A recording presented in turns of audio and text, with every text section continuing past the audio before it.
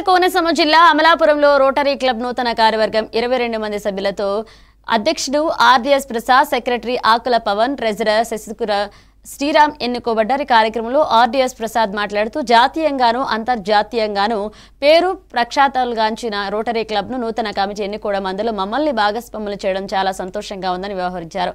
ఈ కార్యక్రమంలో పార్టీలకు అతీతంగా నాయకులు, పట్టణ ప్రముఖులు, అభిమానులు, బంధువులు పాల్గొన్నారు.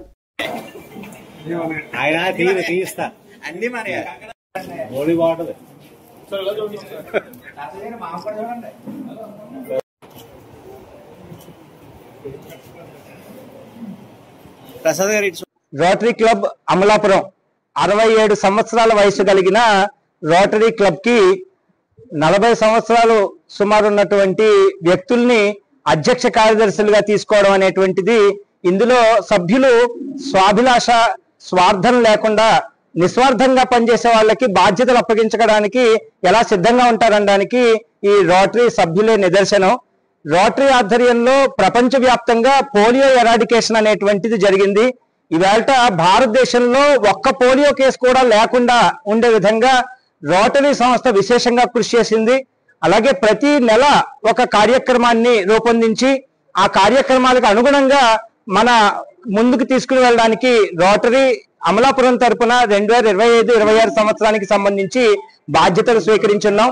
అలాగే ఉన్నతమైనటువంటి స్థానంలో ఉన్నటువంటి ఎందరో వ్యక్తులు ఈ రోటరీ సంస్థలో సభ్యులుగా ఉండి ఉత్తమమైనటువంటి ఆశయాలతోటి, ప్రధానంగా విద్యార్థులకి సంబంధించి అంతర్జాతీయంగా ఎంతో ప్రాముఖ్యత కలిగిన రోటరీ ఇంటర్నేషనల్ క్లబ్ ఈరోజు అమలాపురం నూతన కార్యవర్గం ఏర్పాటు చేయడం జరిగింది.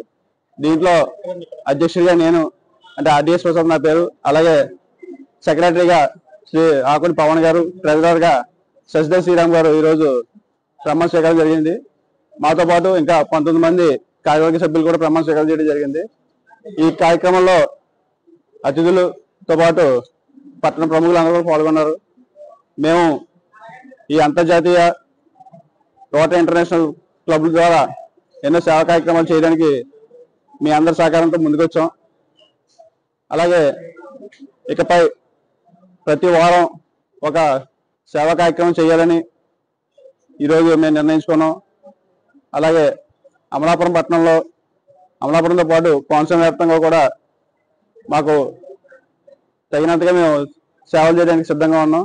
అలాగే మీడియా మిత్రులందరికీ ఇచ్చేసి మీ అందరికీ కూడా ప్రత్యేక ధన్యవాదాలు.